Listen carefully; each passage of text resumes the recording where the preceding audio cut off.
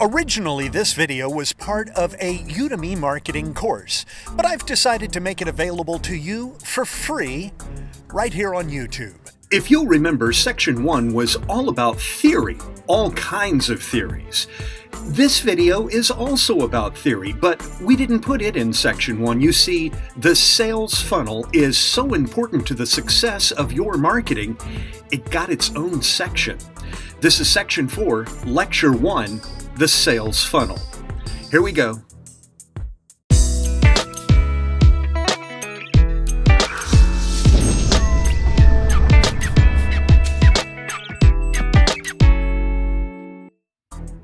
I want to start out by telling you about a fellow named Seth Godin. Seth Godin is really a marketing genius, and he's the fellow who came up with the idea of the sales funnel. Now, if you poke around on the internet a little bit, you'll find several derivatives of this concept. However, I like the funnel. It's a good analogy for how all this is going to work. Let me show you.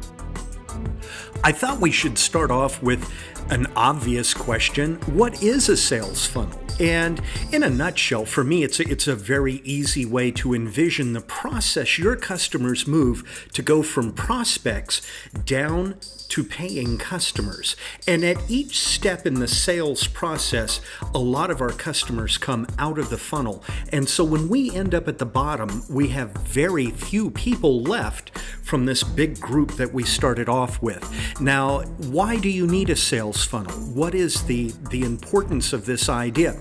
Well, let's say you've got a restaurant and it's in a good location. You're along one of the main highways. Did you know that every 5 years, you will lose 50% of your customer base? See, what happens is the average mortgage in the U.S. is only 5.5 years long. We get new jobs. Some people get divorced. They have children. And all of these things will lead to what is called churn. You may have heard the word churn used in the cell phone business. The idea is that you have to grow in order to stay in place because you're going to lose half your customers 5 years from now. And what makes churn such a devastating thing is you can go down in business and not really see churn. You don't realize what's going on because it takes so long.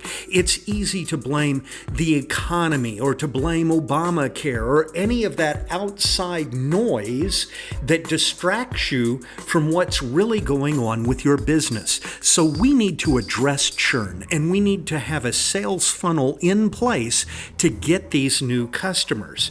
Now, a sales funnel at the top is really all about finding prospects, and that's the biggest part of our funnel. And we need a lot of prospects because you have to start out with over 1,000 prospects in order to end up with 5 or 10 paying customers at the other end. And so you'll have things like Facebook and Pinterest and Twitter and whatever else, hopefully a lot of prospects. By the way, you're going to have to pay for some of these prospects. I don't care what you saw on the internet. You have to go out and actively market your company, even on some of these so-called free sites. Now, in the center of our funnel, you're going to find things like a credibility statement. That's so important, it's going to get its own lecture.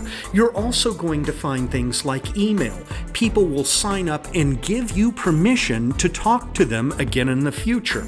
And these are important. You'll also have a website at this point and directions and emails and credibility statements. These are buyer behaviors, even though they may not have purchased from you yet. So this is really down in the middle of your funnel. Obviously, a lot of these casual folks have bailed out on us by this point. You finally made it to the bottom of the funnel. And this is the part where casual browsers turn into buyers. And there are a couple of things we want to keep in mind at this point in our process. One is that some of these folks are going to turn into brand evangelists. And what that means is these are people who are going to talk about your brand back up at the top of the funnel on Twitter and Facebook, and these are folks you really want to take care of. Identify them, talk to them, and remain constantly in touch with them. The other thing you need to keep in mind is you're going to have over 1,000 casual visitors back up at the top of your funnel in order to have 10 or 15 buyers come out the bottom of your funnel. Now, most folks are willing to make very small commitments. Remember, they don't know you. All they know about you, they've seen on your website. So you have to make little steps for them. It's going to be small commitments, like leaving the Facebook page and coming over to the website, or subscribing to an email. That is a smaller commitment, and folks are going to do that a lot faster than they will give you a credit card number. So if you're trying to get folks to come off the homepage of your website and go straight to your e-commerce page and make a purchase, they're not going to do it. You need to have these intervening steps in order to make your sales funnel effective. So, lots of steps, each one carefully thought out, and you need to have this mapped out in your mind really before you start. Don't forget, if you have any questions for me, it's easy enough to get a hold of me right on the website, and I'm standing by. I'll help you in any way I can. Take care. I'll see you next time.